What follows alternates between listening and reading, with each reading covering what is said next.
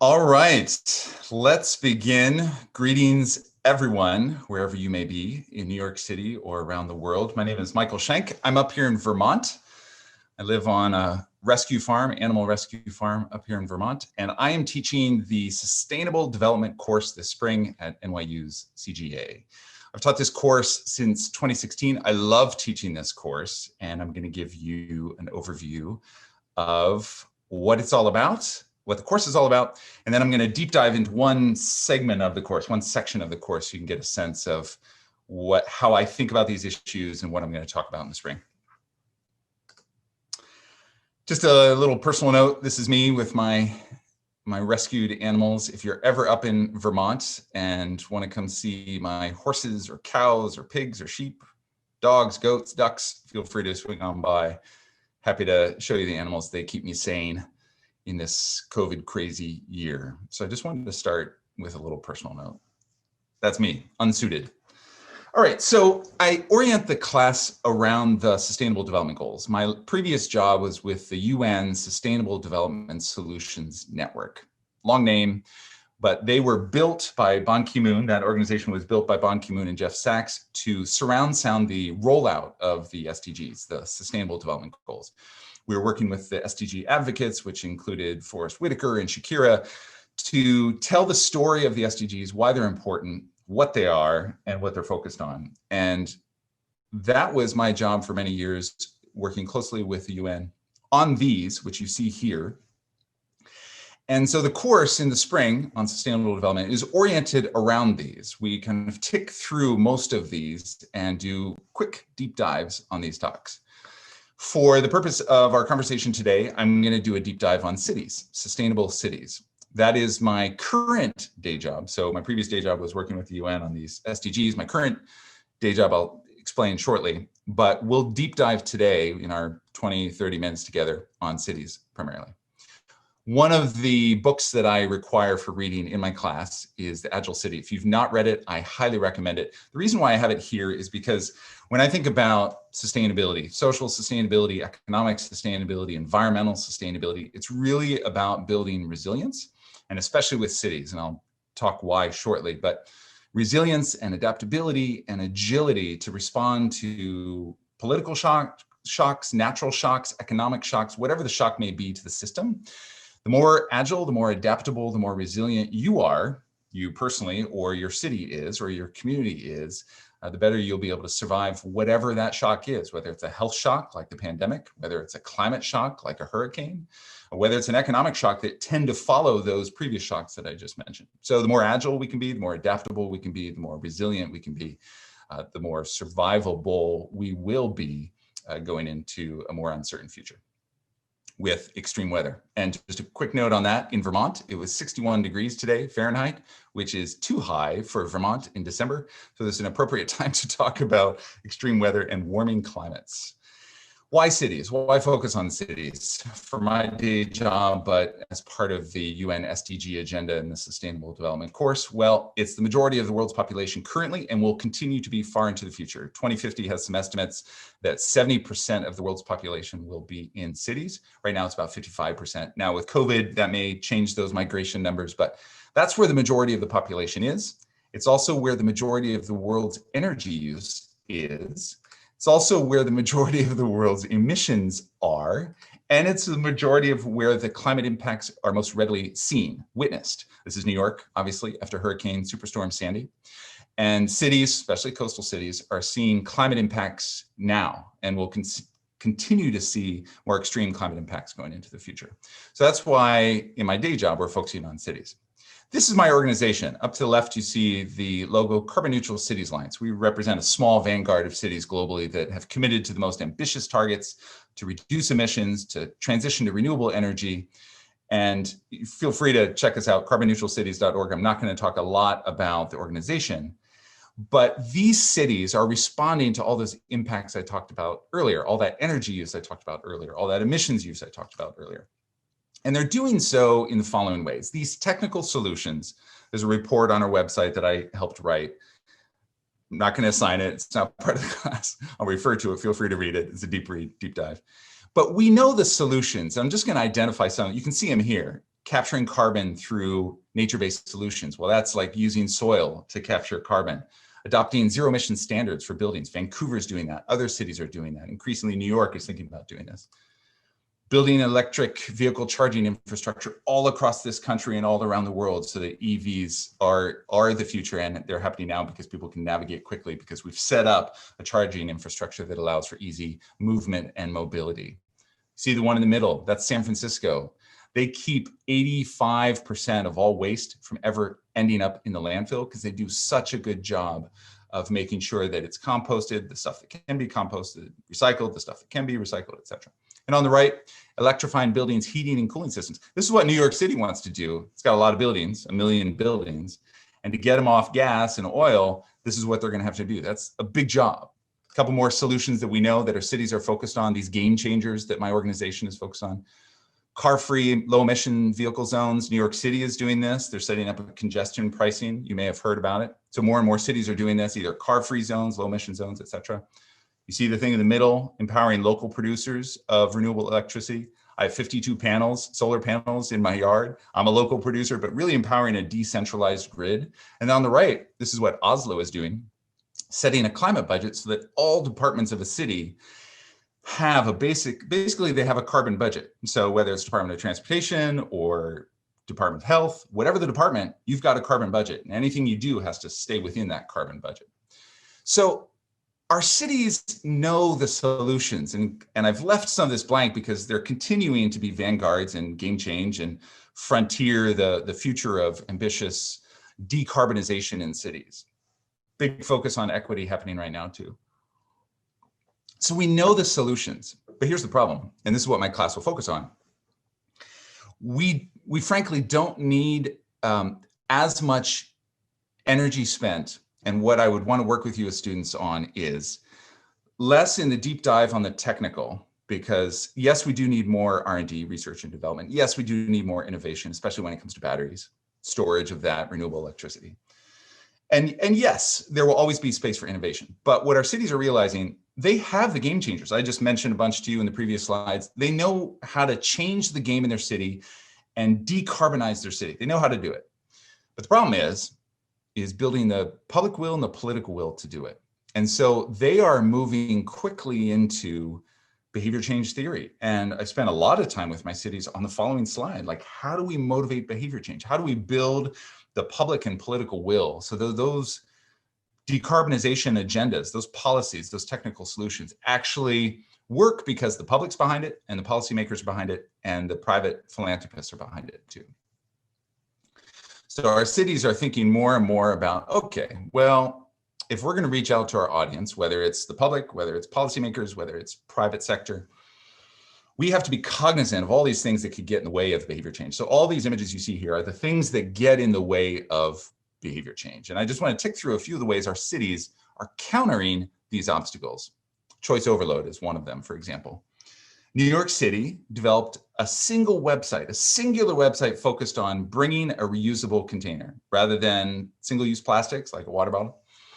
Bringing your reusable container, and they built a website to build a campaign simply on this so that you weren't overwhelmed with like, oh, all the things I have to do on the environmental front. I have to change my clothes, I have to change my food, I have to change my car, I have to change my electricity, I have to change my heating. They just wanted to focus your attention on the single thing, like, no, bring it, bring your reusable, as a way of countering the choice overload that can come from having too many environmental choices. Cognitive depletion. One of our cities, Yokohama, partnered with Starbucks to have these cafes where no electricity was used to show and feed. There was a lot of food available, a lot of drink available, but to show that, listen, you can have a good time with low energy. You don't need excessive consumption to have a good time. And they were trying to both feed the hearts and minds, but also convey the concept that you can have a low energy lifestyle and still enjoy it too. Hassle factors, thinking about what gets in the way of behavior change. This is in Helsinki. They're making it super easy. This is on a public walkway by some apartment buildings. Super easy to, you can see some of the language there, you know, paper, put your paper, your glass. And it's this great suction tube that goes into a centralized system, tubes underneath the city that collects it at a central location. They're trying to make it as hassle light and as hassle free as possible to do the right thing, to get rid of your waste in a responsible way. Another city that is thinking about identity and what could get in the way of you appealing to diverse audiences in the public or in the policy space. Vancouver is trying to build a brand that has city pride. And so they built out this whole marketing scheme around greenest city to try to build and tap into Vancouver identity. We are one city, we're the greenest city, we're the most ambitious city when it comes to climate action. And that's how they tapped into identity. But when you're doing your work and trying to pitch people on sustainable development agendas, just being really mindful of the identities that come into the room and how are we appealing to these different identities. Limited attention spans. Very appropriate to our culture now, given how distracted we are. One of our cities, San Francisco, made this website, sfrecycles.org, which this is the landing page. So when you come to the landing page, you're not distracted by a whole bunch of text. You're actually focused on, okay, these are the actions I want to take. Do I want to recycle? Check. Do I want to compost? Check. Now, with that, composting, what do I want to do? Check. It's super simple so that with your limited attention span, as I'm distracted, I'm like, okay, SF Recycles, what should I do? I'm checking my phone. There's a phone call, boom. They wanted to attract the hearts and minds very simply, mindful of limited attention spans, and did it brilliantly with this website. This is a good one in terms of being mindful of the pain that can come from loss of something. It's actually greater in its emotional response in you than the pleasure that can come from gain. And I'll explain that just in terms of if I had a $100 bill and the pain that you would feel from losing that is greater in terms of the emotion it evokes in you than the pleasure you would get from gaining that $100 bill if I gave it to you. And so how this translates into the city space, what Oslo is doing here, as you can see, here are Oslo's hidden wild swimming gems. They're trying to build attachment to that which will be impacted by climate change. And so what they're trying to do here is to build attachment to the swimming hole so that Osloians, I don't know what the city resident term is, get attracted to what they're already attracted to, which they love swimming here in the summer. And then when climate impacts these bays, which it is and will continue to do, or environmental runoff from pesticides, et cetera, that they'll be more likely to advocate for the protection of it because they don't want to experience the pain from losing this. So when we think about our work and trying to win the hearts and minds, build public will and political will for that which we want to protect when it comes to the SDGs, how do we build attachment to that which we don't want to lose so that people get attached to it and then they're like, oh no, I don't want to lose the swimming hole because I love it so much. So Oslo is tapping into that here. Primacy bias. So you're obviously attracted to the yellow bird, right? Less attracted to the gray birds. And so how do we prioritize for the viewer that which we want them to see? Stockholm did this on their homepage. So this is Stockholm, the city of Stockholm, one of our members, positioning themselves as these are our assets as a community. And you see at the bottom left that they are the first European green capital. They were bragging about this. They want you to see that climate is important to them. Climate action, climate policy is important to them. They could have chose something else, but no, they chose this to message to the world that this is important to them. So when we message stuff around the SDGs or sustainable development, are we giving a laundry list of 10 things that are important, or are we identifying the one thing or the second most important thing or the third most important thing? Stockholm chose 4 things. Now, if I was working with Stockholm and wanted to elevate the primacy bias, I probably would have chosen a brighter color than the green. Granted, they chose green because they're the first green capital. But if I really wanted to attract the eyes in terms of behavior change and motivating people to focus on one thing, it would have been a brighter font here. Subtle things like that. Procrastination, a big obstacle to behavior change. What Boulder did, one of our cities, is they created these small little video vignettes of people doing these following 4 things: improving their energy efficiency in their house, electrifying their heating and cooling, driving electric, getting solar power. And they created these small little 1 to 2 minute videos to show how easy it is. Like, this may feel big to you, like, oh, I have to get solar, I have to get an EV, I have to electrify my building so that I'm off coal and off oil and off gas. But these videos from Boulder, which I won't play here, but they were quick, they were easy to understand, and it was regular people doing these regular activities so that you didn't have to procrastinate because it would feel like overwhelming. Like, oh, how am I going to do weatherization of my house? How am I going to make my house more energy efficient? They were trying to show how easy it is to get it done. Couple more, social norming. We know this is powerful. Sydney did this. They created a leaderboard of people greening their buildings and really took care of ego here. Like Sarah H from KPMG, rock on, way to make your building green. You can see the different names, I won't go through them. But they were attending to ego. And mindful of that, they're trying to socially norm green building practices that you'd want to overperform or outperform your colleagues. Status quo, we like to stay in the same lane. How do we encourage people to get out of their lane? Portland, this is Portland's website. You know, see these words down here, save more, live more. That's an easy proposition. Rather than saying, hey, you've got to change your world to deal with climate change. No, Portland's just saying, hey, this is all we want. We just want you to save a little bit more and live a little bit more. Live better, your quality of life is going to be better, so that lane change doesn't feel so dramatic per this. It's an easier on-ramp for folks. The availability heuristic. So your ability to reference what you've seen. Oh, I've seen that in the press. Oh, I've seen that in the media. And a lot of people don't think climate change is happening right now and that we need to make our systems more sustainable because they haven't seen as much in the press as ideally, from my perspective, we should. And so what what Copenhagen is doing in Denmark is they've created a map to show all the activity that's happening, all the impacts, all the solutions, so that people see the solutions, they see the impacts. This energy, water, city, circular drop down that goes to the map, and it shows you all that's happening in space to remind their residents, yes, this stuff is happening and the solutions are happening and this is what's happening. So cities are realizing if they want to change behavior and build public and political will effectively, they're going to have to mirror back this movement so that people, their citizens, their residents, see what's happening. Otherwise, they might not pick up on it, and their availability heuristic is limited because they're not seeing enough of it. Last one, planning fallacy. Of course, you can see this. Oftentimes, our plan is this and reality is that. And so what London has done is given their community many different ways to get involved, because we all know planning can go awry, especially if you're a parent, you have kids, and you wanted to get involved, you wanted to help out with this climate thing, with this sustainability thing, and it didn't work out. They've given you multiple ways, multiple different time restrictions or time availabilities, so you can get engaged in all the ways. Something we need to think about when we're trying to build public and political will. I am going to stop here because what I won't tick through, and if there are no questions, I will tick through this, but I want to spend a little time in Q&A. This is, I'll just explain what you're looking at here. So when our cities are thinking about winning the hearts and minds and building the public and political will for their sustainable development, this is what I encourage them to do.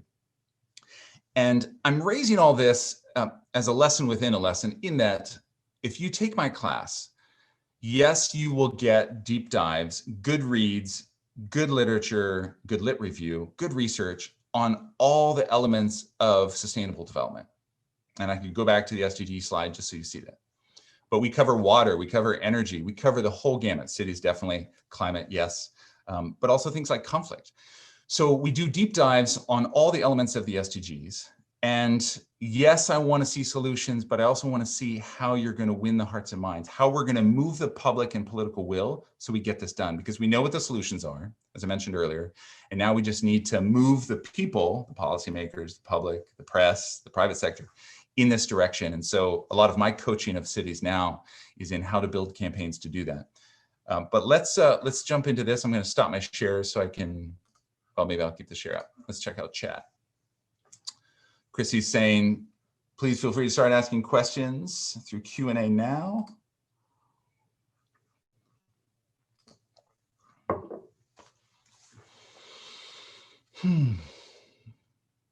One thing, and I'll just keep talking until any questions come in.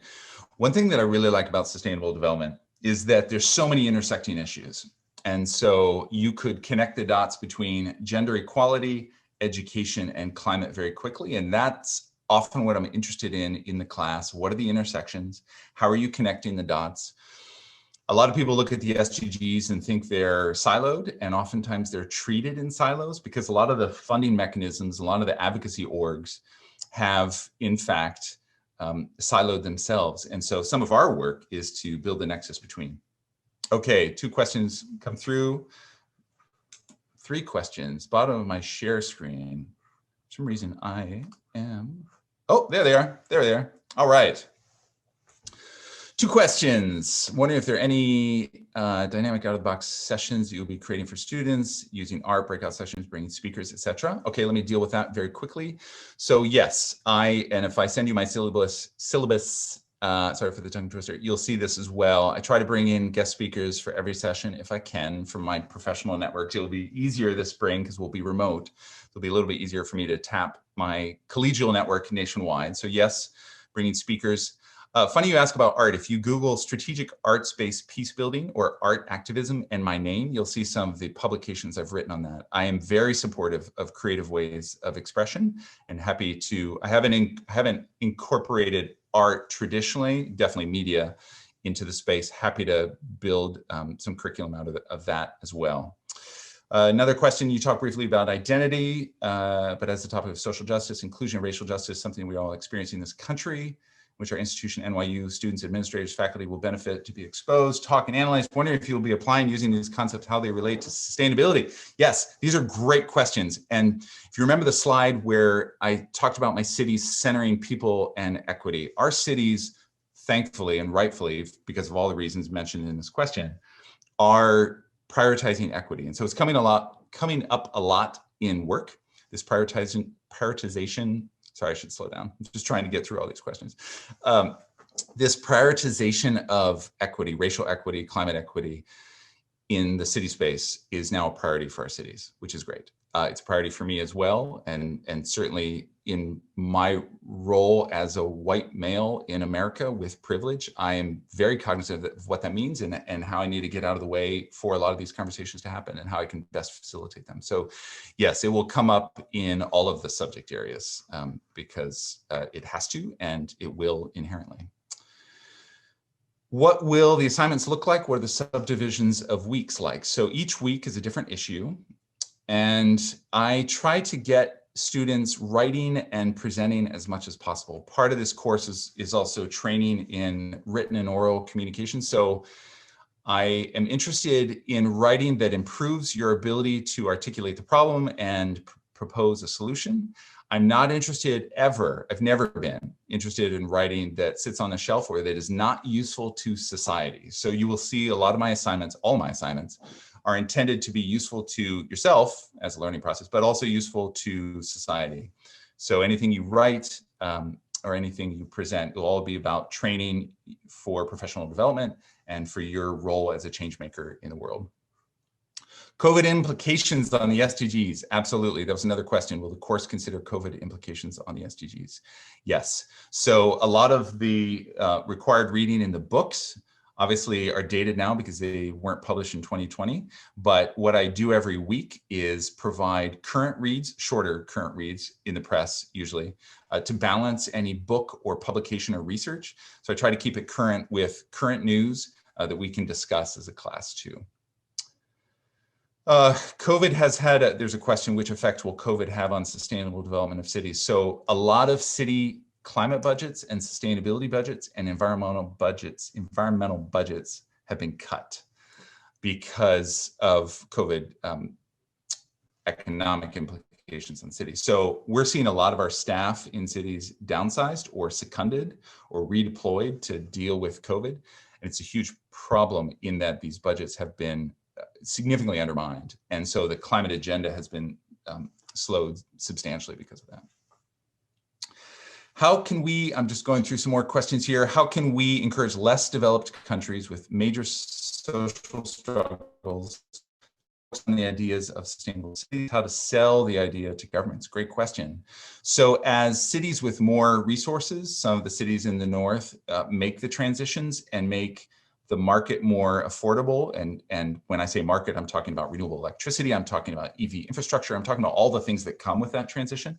Part of the benefit of cities that have more resources making that transition is that it sets up a market that's more affordable for other cities in less developed countries to make that transition too. But there's a lot of exciting stuff happening around the world. And they're not necessarily members of the Carbon Neutral Cities Alliance, but I am so excited with what's happening in some of these considered less developed or underdeveloped countries because there's a lot of innovation happening.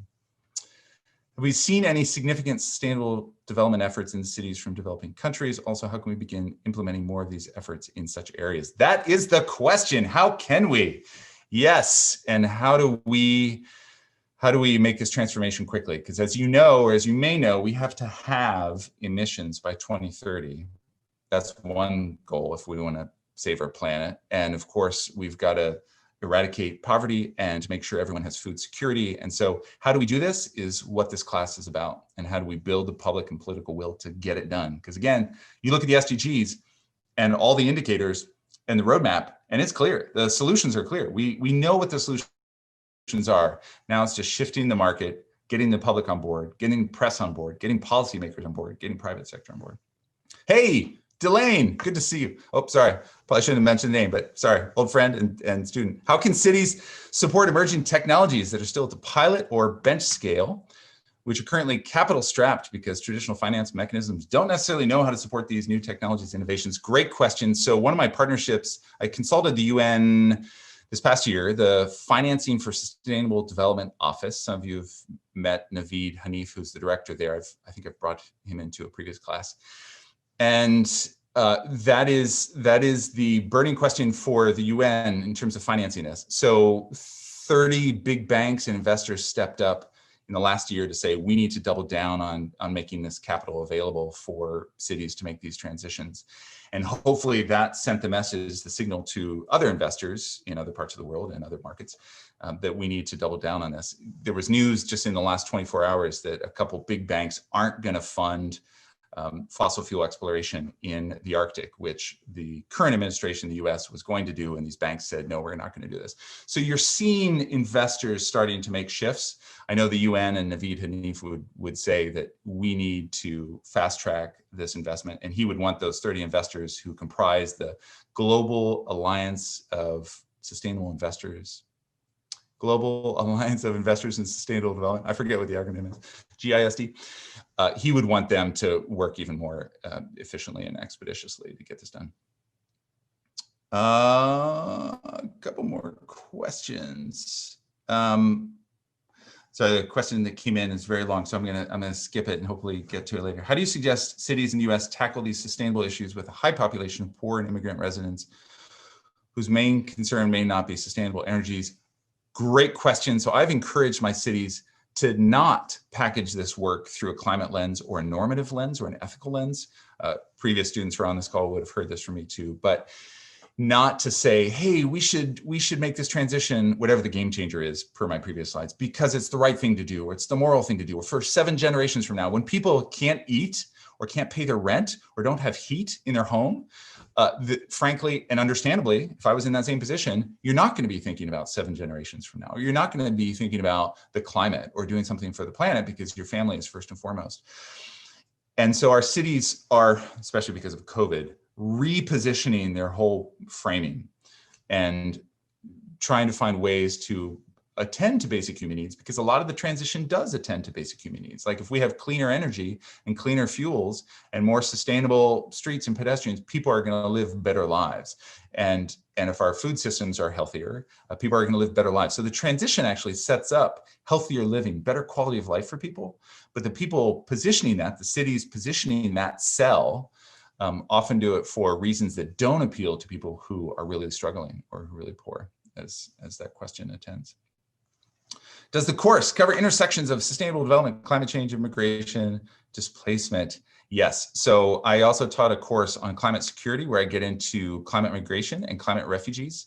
I'm not teaching that in the spring. Happy to send you some of those articles. We will definitely talk about it because climate security, climate migration, climate refugees are an issue now. The UNHCR has talked about the 60 million climate refugees, but we'll only see more every year as climate impacts populations and their habitat and force them to migrate. So yes, on the displacement, that comes up clearly in the course as well.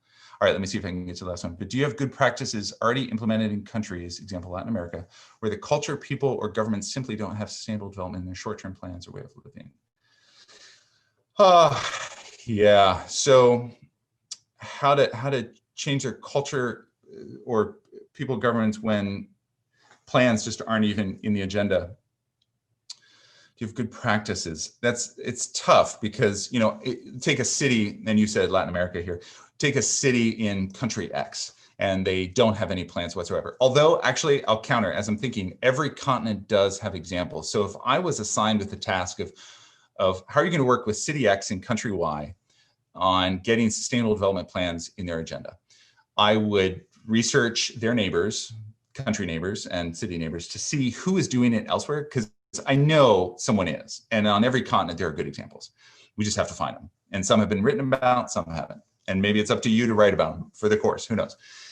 But then through peer pressure and through past precedent, showing what's possible. Like, look, city X and country Y, you don't have plans yet, but check out neighbor X and neighbor Y country and what they're doing and how life is better, how they're saving money. Those examples exist. It's up to us to show them that, so that again, we can win the hearts and minds, change behavior, and hopefully get these cities that haven't integrated these plans on board by showing what people around them, what cities around them, what countries around them are doing to transition to a more sustainable social, economic, and environmental space. 5:32. All right, hopefully I addressed the question. Sorry, I was speaking fast because I wanted to get through them all. And I'm so excited. Hopefully you are